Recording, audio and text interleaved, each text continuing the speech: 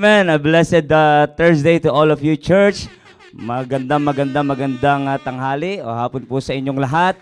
At sa lahat po ng kumakain, enjoy nyo lang po ang inyo pong pagkain sa inyo pong sa tanghalian pong ito. At ako naniniwala na ang Diyos ay meron pong inihandang pagpapalang spiritual naman po sa bawat isa po sa atin. Sa lahat po ng ating kasamahan dyan sa North, South, East, West, maraming salamat sa inyo pong patuloy na pagsubaybay sa programang Sariling Atin na dapat nating tangkilikin. Okay po, at as you can see mga kapatid, wala po si Sir Jao and Sir Maki at salamat po na tayo po ay napagkalubaan po ng panibago pong pribilehyo na maging blessing po sa tanghali po na ito sa bawat isang nakasubaybay po. At sa lahat po na mga kasamahan po natin from other churches, isa pong mapagpalang tanghali po sa inyong lahat. And of course, sa mga mission pastors, magandang tanghali po sa inyong lahat.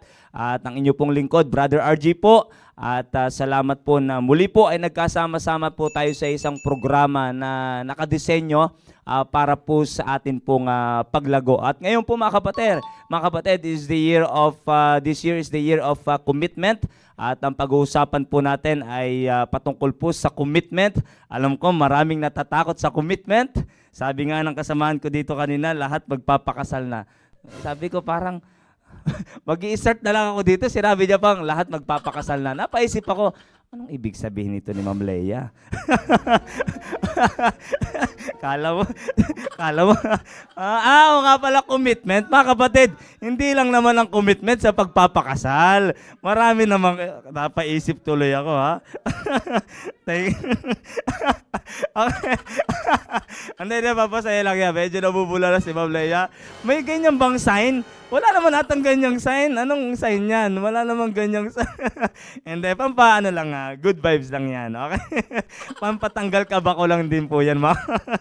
Sabi ko, teka lang, bakit yan nabagit yun? Lahat pala magpapakasal lang kayo, sir. Okay, sige. Okay. At magpatuloy na po tayo sa pag-uusapan po natin. Ano lang yan? Kumbaga pampasaya lang yan. Di ba, Ma'am Leia? Okay, sige po. At ang verse po na atin nalaki po dito ni Sir Jao nakaraan po at ni Sir Maki ay dito po sa Psalms chapter number 37. Babasahin lang po natin yung verse po na ito, and after the reading of this verse ay magpuproceed na po tayo sa panalangin. After we pray ay magtutuloy-tuloy na po tayo sa pakikinig po ng salita ng Diyos. Babasahin ko lamang po Psalms chapter number 37. By the way, shoutout po sa ating po mahal na Pastor Hill. Maraming salamat po, Pastor, sa muli pong pagkakataon na pinagkalob niyo po sa akin ang maging pagpapala po sa atin pong programang The Baptist Lunch. And kay Sir Maki, Sir Jao, ingat po kayo. Alam ko po may special tasking po sila at pag-pray po natin na sila po yung maging blessing sa kanilang ginagawa po ngayon. Okay, sige po.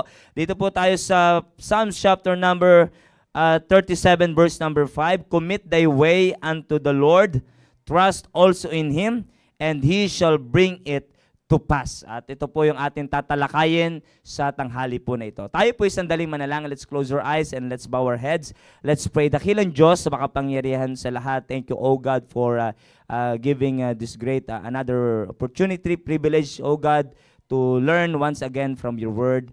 And I pray, oh God, that please bless the message of your word this afternoon, Panginoon. And I pray na kayo po ang maitaas, gawin niyo po akong pagpapala, Panginoon, sa inyo pong mga anak. Wala po akong kakayanan, gamitin niyo lamang po ako. At nawa ay maging blessing po ito, lalong-lalo na po sa mga young people, Panginoon, na nakakapakinig at makakapakinig sa tanghali po na ito, Panginoon. Ito po ang aming dalangin sa pangalan po ni Jesus.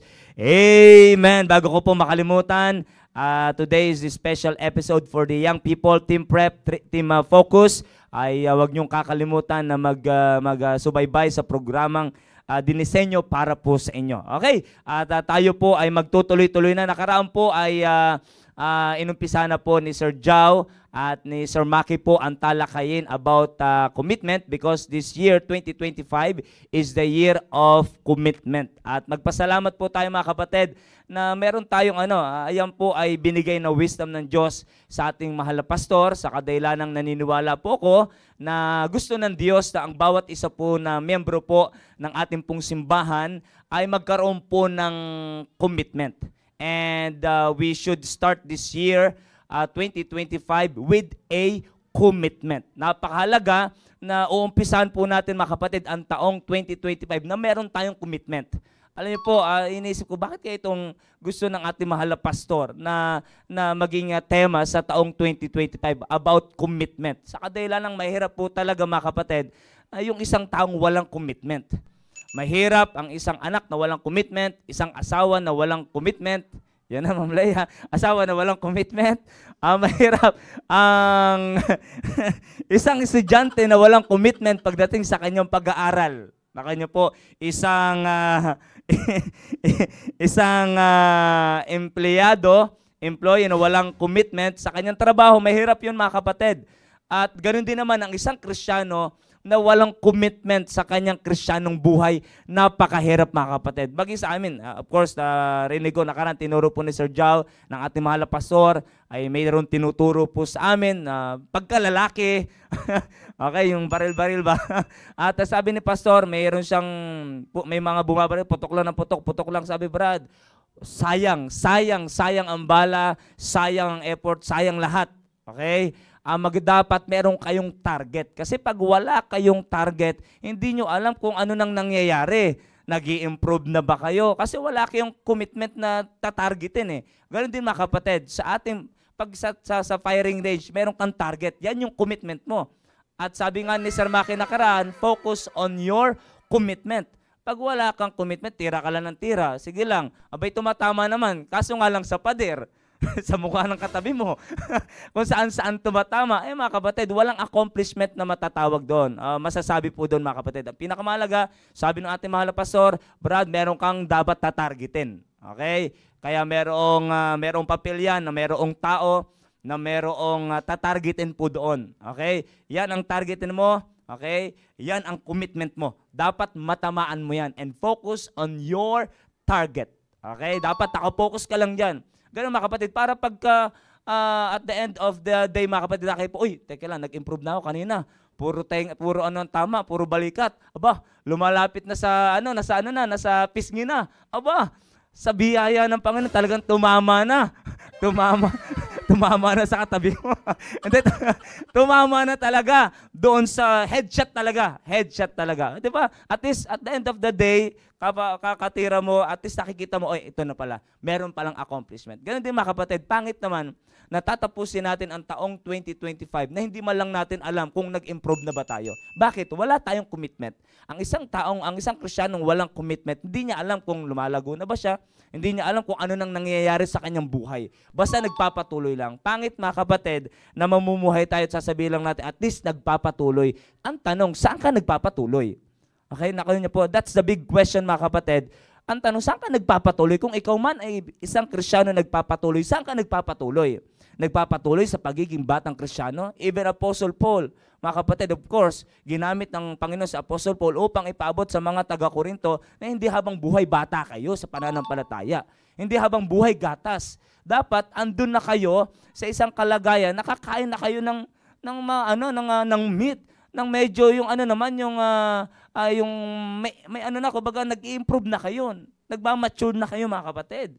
'Di ba? Bakit hindi talaga nakadesign sa atin, mga kapatid, na manatili tayo? Kung nagpapatuloy man tayo, ang tanong, nagmamature ba tayo? 'Di ba?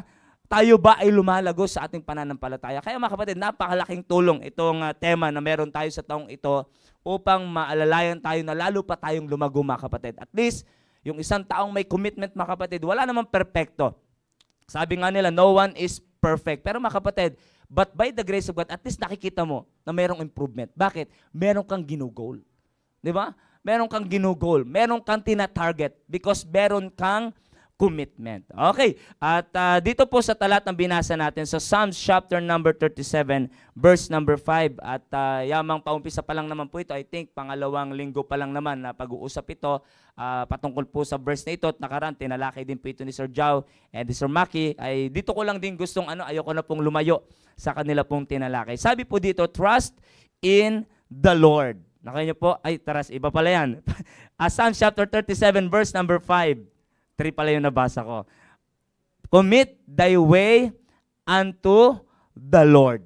Commit thy way unto the Lord. Mga kapatid, bilang isang Kristiyano, we've got to make a commitment.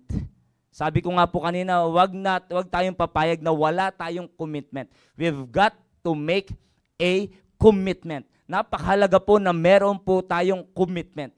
Napakarami. Ito po, ang totoo niyan, realidad. Nakanya po, kasalukuyan nangyayari. Napakaraming taong takot sa commitment. And even Christian today, takot po pagdating sa sinasabing commitment. Bakit po? Ano po ang kinakatakutan na napakaraming tao sa commitment? Ano po yon? Yung responsibility. At mga young people, yamang ito po ay special episode para sa inyo, Team Prep, Team Focus, yung inyong naririnig ang tinig po na ito, napakahalaga na ngayon pa lamang sa iyong edad na wala ka pang asawa, sa iyong kalagayan na wala ka pang partner sa buhay, wala ka pang anak, sa iyong kalagayan niyo, napakahalaga na masanay ka nang magkaroon ng commitment. Nakaya niyo po, nasanay ka na na merong commitment. Kasi pag nasanay ka sa isang buhay na walang commitment, balang araw ang magsasuffer niyan, hindi lang ikaw. Maging ang mga tao na ipagkakatiwala sa iyo ng Panginoon, magsasuffer kung hindi ka masasanay na ikaw ay maging committed sa isang bagay. Nakaya niyo po? At dapat ikaw ay maging committed sa anumang commitment na meron ka. Paano ka magiging committed sa iyong commitment? Kung wala kang commitment.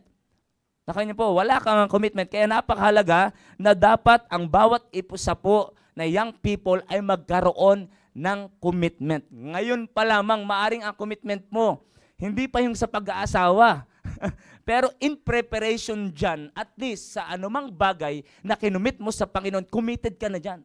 And balang araw, kung darating man, yung sinasabi ni Ma'am Leia dito kanina patungkol sa pag-aasawa, at least, prepared ka na. Same thing lang ng iyong gagawin. Na kaya pagdating sa iyong pag-aasawa balang araw. Pero ngayon pa lang mga kapatid, mga young people, mag-focus ka, anumang kinumit mo sa Panginoon, maging committed ka dyan. At kung wala ka pang kinukommit sa taong ito, magkaroon ka na ng commitment. Let's make an agreement, a commitment with God. Gumawa ka na. Alam niyo po, nakakalungkot na malalaman mo yung isang tao na walang commitment. Madali mong ma-discern yung isang tao may commitment. Of course, di naman tayo Diyos, pero minsan makikita din natin talaga sa action, sa kanyang course of life, yung pamumuhay niya, makikita mo kung mayroon bang commitment. Itong tao to parang walang commitment sa kanyang Kristiyanong buhay. Bakit? Ang tagal na, ganito pa rin. Ito young people to, parang walang commitment sa kanyang buhay. Ganito na, team prep na, pero ganito pa rin. Parang walang plano, parang, di ba minsan nagkakasala na tayo, kakatingin natin sa mga ganun tao, pero mga kapatid, i-check natin talaga yung ating sarili. Kasi nakikita din naman talaga ng ibang tao, it will manifest. It will manifest. Bakit? Parang walang involvement. Parang wala talaga. Pag kailan lang maisipang magsimba, doon lang magsisimba. Ay, makikita mo na parang walang tinatahak na landas, parang kesera-sera, di ba? Sabi nga rin, Pastor, bahala na gang, parang kasama sa bahala na gang, di ba? Kung ano na lang, sige gang, o ano pa man yan. Pangit mga kapatid, bilang isang Kristiyano na young people, yamang inilagay ka ng Diyos sa isang institution na merong plano sa iyong buhay, dapat magkaroon ka rin ng plano sa iyong sarili. Magkaroon ka ng plano sa iyong buhay bilang isang young people. Sa kadila ng anumang ginagawa mo ngayon mga kapatid, anumang ginagawa mo ngayon bilang isang young people, yan ang magiging destination mo. What you are doing right now, yan ang magiging ikaw balang araw. Kaya ngayon, pag nasanay ka sa commitment, could you imagine, at hindi mo alam, nagkakaroon na ng bunga commitment mo sa iyong buhay, balang araw, may enjoy mo ang bunga ng commitment. May enjoy mo ang bunga ng iyong commitment. You've got to make a commitment this year, 2025. This year, 2025 is the year of commitment. Nakakalungkot naman if this year, 2025 is the year of commitment and yet wala kang commitment. Abay, mahirap po yun. Dapat ang bawat isa po sa atin ay meron tayong commitment.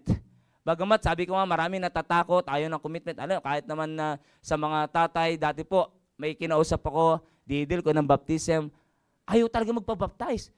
Ay bakit po ayaw nyo pong magpabaptize? Hindi ko naman pinipilit pero pinaliwanag lahat. Tinanong ko lang naman. Okay po, siyempre bilang nagdi-disciple, kailangan kong tanungin kung ano ang dahilan, kung bakit hindi sila makasunod sa Panginoon. Ano yung sabi? Saka dahil, baka pag nagpabaptize ako, baka mamaya, dapat lagi na ako nasa church. Dapat laging ganito. Takot sa responsibility. Ay kung doon pa lamang, kung hindi ka makagawa ng commitment kasi takot ka sa responsibility, wala talagang mangyayari. Kaya sabi nga ni Pastor, pag inisip mong talo ka na talaga. Sa isip pa lang, talo ka na eh. Di ba? Kahit sa mga nagbabasketball, pag nakita nila yung oras, wala nang pag-asa. Yan mo, apektado na yung kilos nila. Di ba? Ipasa sa kanila, parang wala nang ganang tumira kasi talo na rin naman. Mga kapatid, ganoon din naman. Pagka tayo po ay inisip natin na gato kasi mangyayari, negative na kagad tayo, wala talagang mangyayari. Nakuha niyo po, wala talagang mangyayari. Ito ang realidad niyan sa mga young people. Sa mga young people, malapit na naman ang balikatan. Malapit na naman ang balikatan. Marami na naman magko-commit for sure. Salamat naman sa Panginoon. Salamat naman sa Panginoon. Pero tandaan niyo po, kung ikaw ay to commit something, mga kapatid, is one thing. Okay? And to trust in the Lord in your commitment is another thing. Ito ang problema. Sa talatang binasa natin, sabi ng Biblia, commit thy way unto the Lord. Okay? Ibig sabihin, nakadesenyo talaga sa bawat isa sa atin na magkukumit tayo. Kailanman, bagamat may mga tao, ayoko mag-commit, brother, di ako sasama sa church kasi masama ang mag-commit. Tapos hindi mo tutuparin. Masama ang mag-commit, kung hindi mo tutuparin, hindi mo talaga tutuparin yan kasi unang-una, wala ka namang commitment. Di ba? Bagamat ginawang isip na yun, mga ini-invite natin, brad, ayoko mangako. Darating tayo dyan. Darating tayo dyan. Darating. Nakailang dating na ako dito, hindi ka pa dumarating. Ako na lang lagi dumarating. Darating tayo dyan. Ayoko lang talagang mangako. Minsan ginagamit yun ng ibang mga kapatid. Baka naman tayo bilang isang Kristiyano, may ganun din tayong paniniwala na darating tayo dyan. Mga kapatid, huwag tayong matakot sa commitment. Amen? Huwag tayong matakot. Bakit sabi ng Biblia, commit thy way. Meron pang talata sa Proverbs 16 verse number 3. Commit thy works. Ibig sabihin talagang dapat tayo po ay magkukumit sa Panginoon. At wala tayong dapat katakutan pag tayo po ay nagkumit sa Panginoon. Bakit? Kasama natin ang Panginoon dyan. Amen? At ano po sabi ng Biblia? Commit thy way unto the Lord. At ano sabi ng Biblia? Trust also in Him. Trust also in Him. Sabi ko nga kanina, to make a commitment is one thing. And to put your trust in the Lord in your commitment is another thing. Ito nakakalungkot. Marami naman nag-commit. Gaya nga po na nasabi ko kanina, maging sa balikatan, after the balikatan, mga young people, I think, pati team prep, kasama naka-join sa balikatan by the grace of God. Bagamat marami nang nahihiyang mag-join, hindi ko alam kung nahihiya o natatakot mag-join. Di ba? Natatakot kasi hindi na makapag-push up. Natatakot kasi hindi kumakain ng gulay. Hindi ko alam kung ano ang rason. Pero during the balikatan, may mga nag-join na team prep. Ilan, may nag-join na mga team focus. At karamihan gumawa ng commitment. Yan po ay kinakausap. Meron pong dynamic, ano ba tawag doon? Kakausapin ng mga leader. Diba? Kakausapin sila ng mga leader at tatanungin kung ano yung commitment. Hindi naman pinipilit ng leader, tinatalong lang kasi may mga mensaheng napapakinggan and every message na kanila napapakinggan ay napakaganda na gumagawa tayo ng commitment. Amen? Kaya nga may invitation. Bakit? Pag nag-preach si pastor dito, papahintulutan tayo kahit dito po sa junior church, mga juniors pa lang sila, pero of course, gaya ng turo ng ating mahal na pastor, masanay na silang magkaroon ng commitment sa Panginoon. Sasabihin ko po sa kanila, okay, ngayon, i-commit ninyo, make a commitment with God mula sa mensaheng inyong napakinggan. Okay? Juniors pa lang, hindi na po dapat nating antayin. Tumandayan, mataniman na ng prinsipyo ng mundo, at masanay na walang commitment, asaka natin tuturuan. Juniors pa lang. Sunday schoolers pa lamang, dapat matuto na po sa commitment. Nakuha niyo po, matuto nang mag-commit sa Panginoon. Okay? During the balikatan, by the grace of God, maraming nag-commit. Pero dito lang po sumablay. Okay? In the second praise. Anong sabi ng Biblia? Commit thy way unto the Lord. Trust also in Him. Yun lang. Nagkaroon ng commitment, pero hindi binigay ang tiwala sa Diyos. Nakuha niyo po, hindi binigay ang tiwala sa Diyos. You cannot accomplish and you will never accomplish your commitment apart or without the help of God. Kung walang tulong ang Diyos, hindi mo ma-accomplish. Sabi nga ni Sir Maki, commitment is meant to accomplish. Nakaya niyo po, commitment is meant to accomplish. Dapat ma-accomplish ang commitment. Kung nag-commit ka, tapos wala kang desire na ma-accomplish, hindi totoong commitment yan. Okay? Sabi ni Sir Maki nakaraan, ang commitment, dapat talaga yan ay ma-accomplish. Yan ang disenyo ng commitment. Ma-accomplish. Nakaya niyo po, at hindi natin ma-accomplish anumang commitment natin by our own. By our own ability, skills, ano pa man. We really need the help of our God. Kaya na po sabi po ng Biblia, commit thy way unto the Lord. Trust also. Not just commit something for the Lord or to the Lord, but ano po sabi ng Biblia? Ano po sabi po dito ng Biblia? But trust also in Him. Dito po nagkakaroon ng problema. Kaya napakaraming commitment, mga kapatid, na hindi na-accomplish. Bakit? Ang problema ay yung sa second phrase. Hindi sinasama ang Diyos. Tandaan po natin, yung tinuro po ng ating mahal na pastor sa lahat po na nakapakinig kahapon, napakagandang mensahe. What a message. Yan po, programa po namin sa area po na bilang pag-replay, pag-review sa preaching ng ating mahal na pastor every Sunday morning, Sunday afternoon. What a message. Amen. What a great message na narinig natin kahapon mula po sa ating mahal na pastor doon po, dito po sa church.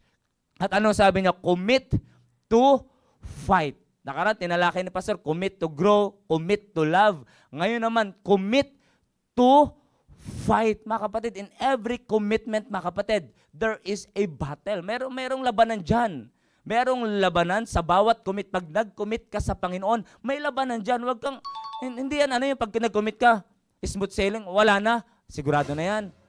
Sigurado na mangyayari. Walang ganon. Talagang ipaglalaban mo anumang commitment mo sa Panginoon. Dapat mong ipaglaban. Lalong-lalo na pag pinag-uusapan dyan ang pananampalataya, tandaan po natin na meron po tayong kalaban. Kaya kailangan natin ng Diyos. Kaya ang sabi po ng verse number 5, second phrase, trust also in Him. Not just make a don't just make a commitment, but also trust in the Lord na kung saan ka nag-commit. Amen. Trust also in Him. Bakit siya ang katulong natin? Ano pong binanggit nakaraan ng ating mahal na pastor? Kahapon po, ang pinakamatinding sa battle na yung ginagamit ng diablo. Lust of the flesh. Okay? Lust of the flesh. Okay? Feels good. It feels good. Lust of the eyes. Looks good. The pride of life. Sounds good. Yan ang kalaban natin. Could you imagine? Pag ang young people, alam natin mga young people, maging honest kayo. Maging honest. Bilang isang young people, meron kang kinumit sa Panginoon. Last year, na bunga pa ng pag-join mo sa balikatan, na-encourage siya sa mensahe na napakinggan mo mula sa ating mahal na pastor, mula sa mga preacher na ginamit ng Panginoon, and you made a commitment to God and with God. Na ito, magjo-join na ako sa ministry, magjo-join na ako sa soul winning, magjo-join na ako sa, mag-aral ako sa PSS. Talaga namang, mag-involve na ako sa area, magjo-join ako sa choir, mag-observe ako. Pero ilan sa mga young people, ilan mula doon sa mga nag-commit during the balikatan, ang hanggang ngayon, andyan pa rin ang commitment nila. Karamihan. Most of those balikatan delegates who made a commitment with God ay wala na yung kanilang commitment sa Panginoon. And even them, mga kapatid, ay wala na sa gawain ng Panginoon. Nakakalungkot, di ba mga kapatid? Bakit? Ang isang problema, parang hindi na isama ang Diyos. Gumawa na ng commitment without God. Mga kapatid, kailangan we really need the help of God in accomplishing our commitment. Bakit? Sa Diyos yan. Kaya ano pong sabi ng Biblia? Ano pong pagpatuloy natin? And He shall bring it. Sino yung He na tinutukoy? Ang Diyos. And He shall bring it. Ano yung it na tinutukoy? Ano mang kinumit mo sa Panginoon? And He shall bring it to pass. Alam niyo po, ang pass dyan, pag chinek niyo po sa inyo pong Bible Dictionary, to accomplish. Sino po ang magbibigay ng accomplishment? Hindi tayo ang Diyos. Kaya pag tinanggal natin sa eksena ang Diyos, hindi talaga tayo makakapag-accomplish ng anumang kinumit natin sa Diyos. Bakit? Ang magbibigay ng accomplishment palagi mga kapatid ay hindi tayo. Ang Diyos, in fact, wala tayo. Ibibigay natin ang tiwala natin sa Diyos. Nakaya niyo po, pag binigay natin ang tiwala, by the way, pagdating sa tiwala, ilang percent ba, sir, ang dapat kong ibigay? Ayon po sa Proverbs chapter number 3, verse number 5, trust in the Lord with all thine heart and lean not unto thine own understanding. 100% sa Panginoon, 0% sa iyo. Trust in the Lord with all thine heart. Bakit? Pag dumating na yung tinutukoy ni Pastor kahapon, sa totoo na napakagandang mensahe. Talagang mensahe talaga ng Bible na mag-iisip ka talaga. Mag-iisip ka talaga, teka lang, ang dami ko ng commitment pero walang nangyayari. Kaya pala yung sumumpong si lust of the flesh. Yung sumumpong si lust of the flesh, talaga namang it feels good. Yung sumumpong si lust of the eyes, it looks good. Yung sumumpong si pride of life, it sounds good. Lahat sumumpong yun. Yun ang naging dahilan kung bakit pala hindi na-accomplish yung commitment ko last year. At least ngayon narinig mo, mula sa salita ng Diyos, sa pamamagitan ng ating mahal na pastor, yan pala yung mga kalaban natin. At ang tanong, kaya mo ba yung lust of the flesh mo, young people? Pag nagpakita na si cute, lust of the eyes yan. Pag nagpakita na siya, ang commitment mo, pwedeng tanggalin lahat ng isang napakagandang binibini. Diba? Hindi ko sinasabing hindi taga-church, maaring taga-church din. Baka mawala ang commitment mo. Ma-out of focus ka. Maaring papasok ka pa rin sa ministry, pero teka lang, baka iba na ang iyong focus. At wala na yung sinasabi ni Sir Maki na focus on your commitment. Baka nawawala na yun. Diba? At baka pag sumumpong si lust of the flesh, diba? Pag nagkasumumpong si lust of the flesh, baka hindi mo kayanin. Kaya mo ba yun? Si pride of life, pag nakapakinig, wow, ang galing naman hirap talaga alam nyo ba, pag hindi mo kayang i-take ang palakpak ng tao, magiging malaking problema. Wow, very good, amen. Ay, talaga naman pride of life, it sounds good. Ang gandang pakinggan, pero ang tanong, kaya mo bang lahat ng yan? Maging honest tayo mga kapatid. Young people ngayon pa lang, maging honest kayo. Ngayon pa lang, na young people ka, aminin mo na sa sarili mo na yung mga bagay na binanggit ng ating mahal na pastor, ay hindi natin kaya. Hindi ko sabing exempted na yung mga may asawa, hindi po. Pero yamang ito po special episode for you young people, at yamang nandiyan kayo sa state, nandiyan na kayo sa kalagitnaan na halos Diba? Nandiyan na kayo na kayo, kumbaga paangat na kayo ng paangat, diyan pa lang mga kapatid, masanay na kayo sa isang bagay na dapat yung kasanayan na balang araw ay maglalagay sa inyo sa isang magandang kalagayan. Kaya ngayon pa lang, kaya mo ba yan? Maging honest ka na hindi mo kaya yan. Ang lust of the flesh, hindi mo kaya. Ang lust of the eyes, hindi po natin kaya. Ang pride of life, paniwala ka.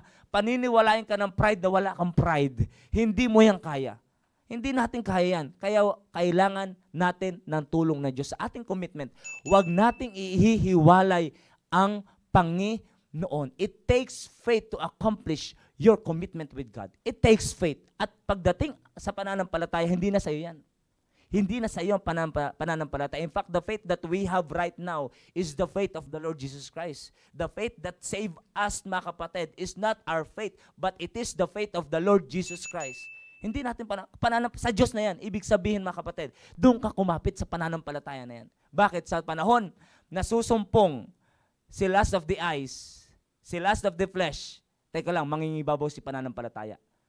Hindi ko man may pagkakataon, mga kapatid, hindi mo mafe-feel na maganda ang gawain ng Panginoon.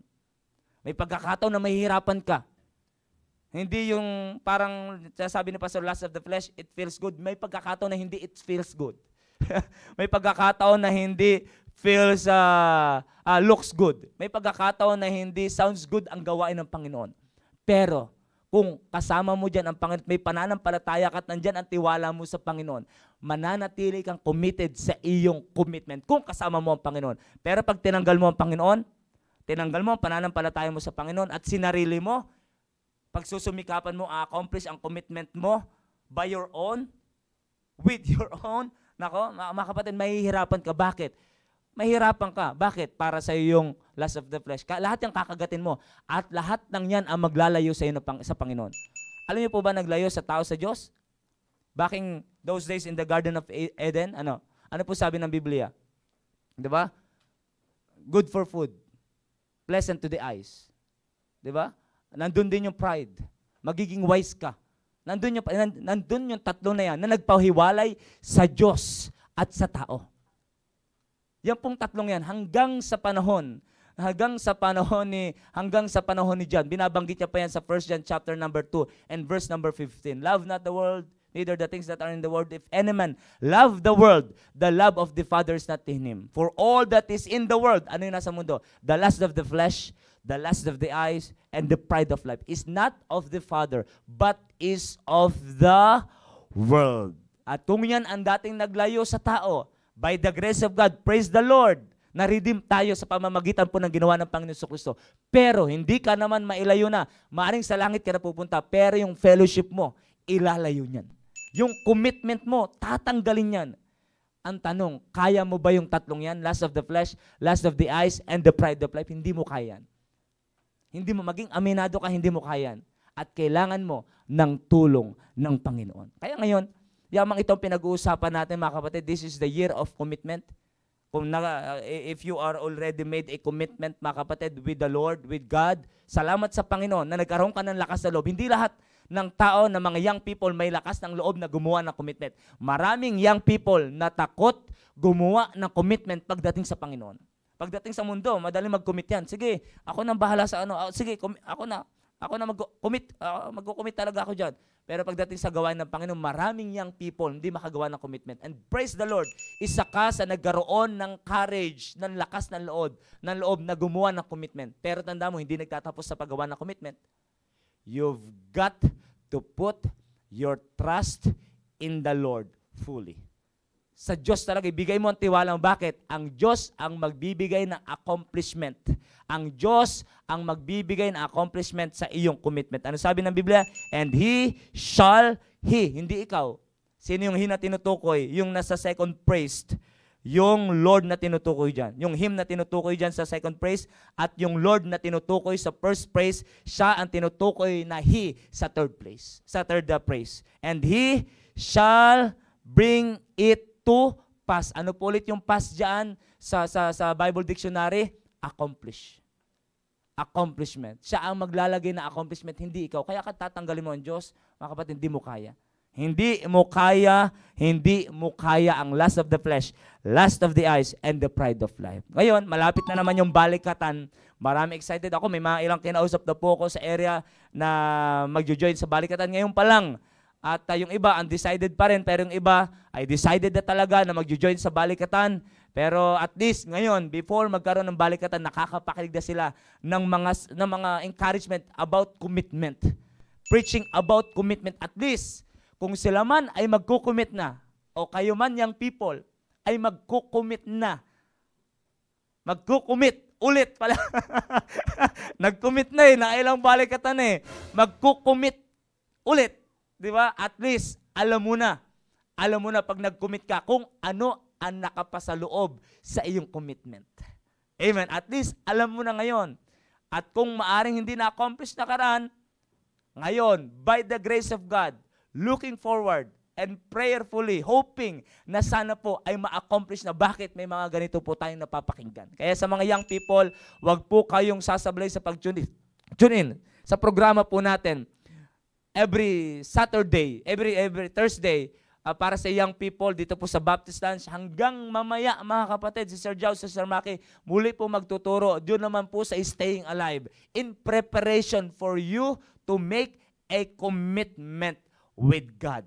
At for those who already made a commitment with God, at least mailagay sa tama ang inyong commitment. Kaya mga kapatid, ewan ko, ako nagpapasalamat ako sa Panginoon. Before ako magpamilya, before ako mag-asawa, ay makasal, nandito na ako sa church. Salamat na hindi ko naman sinasantabi yung mga nakasal, yung nasa labas bago napunta sa church, pero malaking blessing sa akin personally na before akong pumasok sa pagpapamilya, ay nahubog na ako bilang young people dito sa church. Hindi man perpekto, pero at least sinanay ako pagdating sa commitment.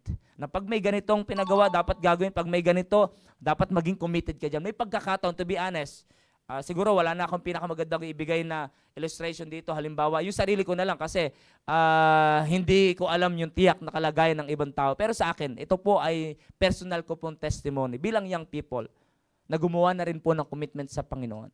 Hindi ako perpekto. Alam ko napakarami kong kahinaan. Alam ko sa sarili ko yan. Marang hindi nyo alam pero alam ko po yan. But by the grace of God, naturuan po ako sa simbahan na ito na maging committed ka sa iyong commitment. At praise the Lord, hanggang ngayon, andito pa rin po ako sa church. Isa sa commitment na inilapit ko sa Panginoon, ako'y bunga din po ng balikatan sa mga nagbalikatan. Shout out. At ako po ay bunga ng balikatan. Kasama ko po si Ma'am Lea Ramirez.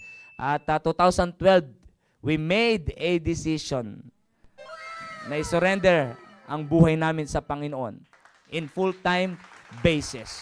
At yan po ay hindi namin basta lamang, kumbaga sa akin personally, po, hindi ko yung basta lang, parang marami nang nangungulit po sa akin, dati full-time pero talaga pero yun, ang usap talaga sa akin ng Panginoon sa mensahe talaga, ay hindi ko makakalimutan yon. Hindi man ako nag-forward sa harapan. Marami hindi ako nag-forward, pero gumawa na ako ng commitment ko talaga sa Panginoon. And then nagpahayag ako na ako'y magsusuko ng buhay sa Panginoon at hanggang ngayon, by the grace of God, andito pa rin ako.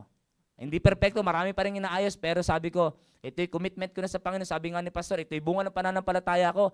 Buhay ko na to. Buhay ko na to. Itong commitment ko sa Panginoon, buhay ko na to sa Panginoon. At hindi ko pwedeng tanggalin itong commitment ko sa Panginoon. By the grace of God, may pagkakataon na nakakarinig ako. Hindi yung sinasabi ng yung pride, sounds good. Yung flesh, lust of the flesh, feels good. Yung lust of the eyes, looks good. May pagkakataon na hindi ako maganda nakikita. Of course, akin lang yun. Mayroon pagkakataon na may nararamdaman akong di maayos. Di ba? May pagkakataon, puyat ka, may pagkakataon ganito, tapos may pagkakataon hindi ka marinig, may marinig kang hindi maganda, pagagalitan ka. Maganda ba yun? Hindi, sa totoo lang, kung tayong tatanggap bilang isang tao, natural lang, hindi maganda pakinggan yun.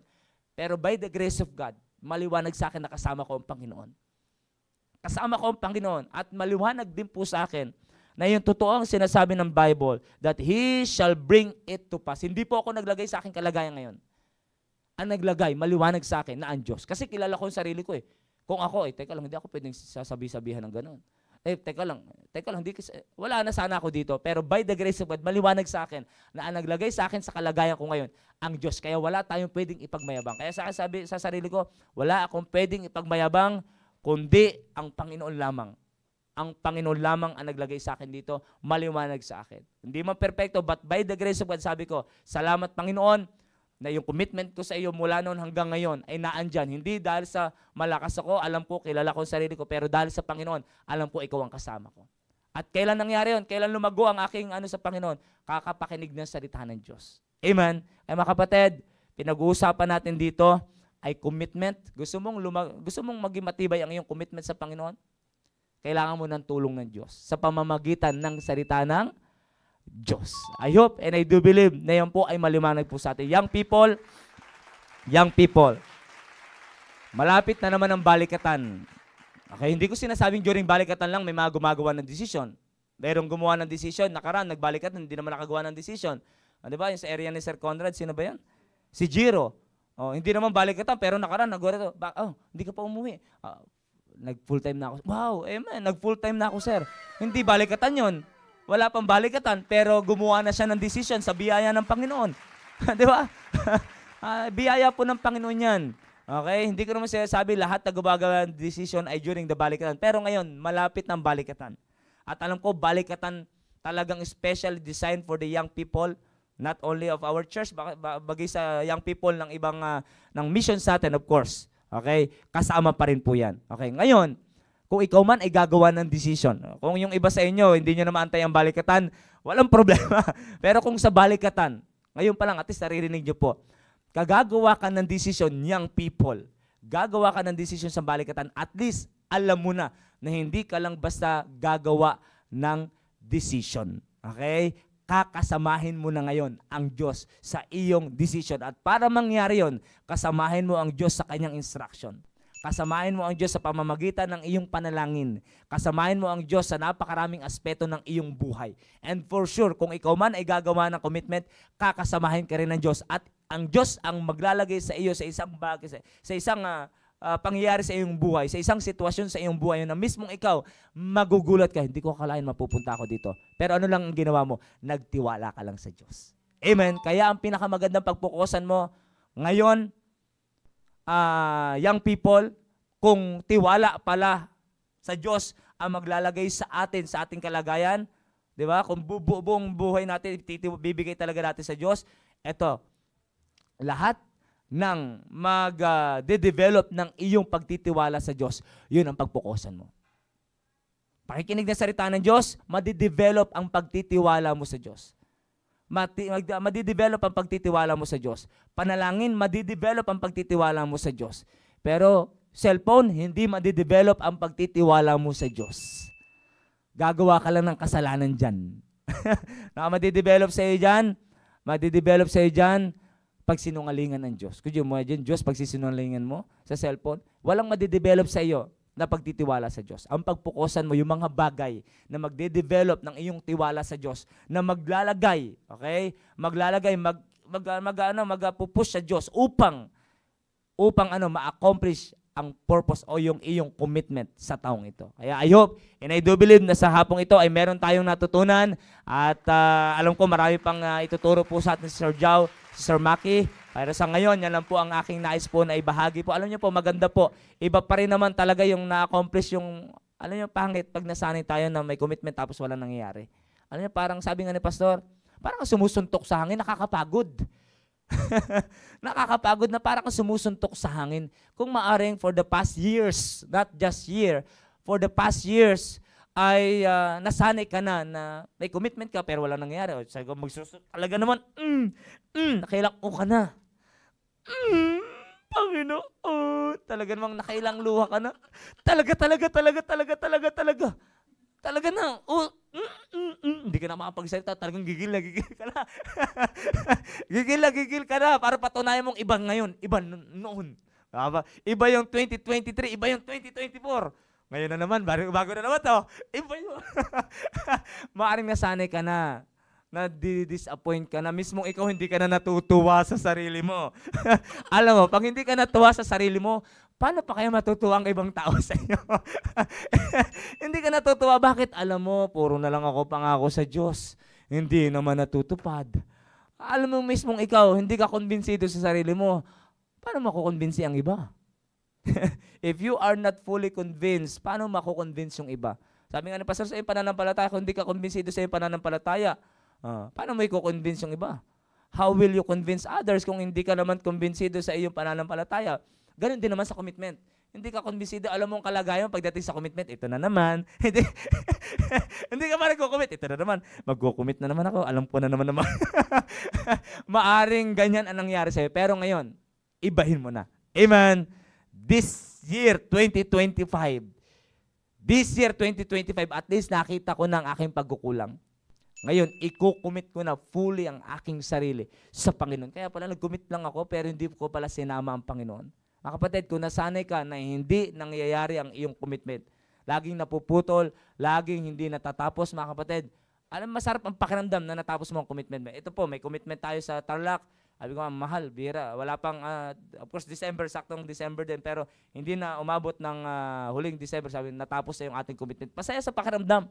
Masarap sa pakiramdam na yung commitment mo nangyari.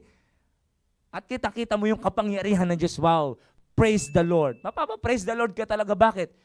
Saan naman tayo kukuha ng pera? Pero ang Diyos ang nagpo-provide. Amen. May commitment ka. Anumang commitment mo, ang sarap pag na-accomplish. The desired accomplish is sweet to the soul. Amen. The desired accomplish is sweet to the soul. Pero mga kapatid, alam ko maraming young people na maraming beses na nag-commit pero hindi nangyari. Maaring kakapagod kaya yon.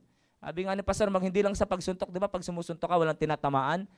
Nakakapagod. Yung shadow boxing, nakakapagod yun, ha? Ako pag nagsha-shadow boxing, di joke. Yung shadow boxing, nakakapagod. Oh. Yung susuntok ka, yung sa totoong laban, yung mga sila Pacquiao, pag si Pacquiao sinuntok tapos hindi tinatamaan, ay pagod na pagod yung kalaban, ha? Ganun din kahit sa pagbaril. Kahit sa pagbaril, mapansin mo po, nakaraan, nagpa-practice, ano lang naman po, pellet lang. Pellet. Hindi, joke. Baril-baril, nakakapagod pag hindi tumatama sa target yung bala. Oh.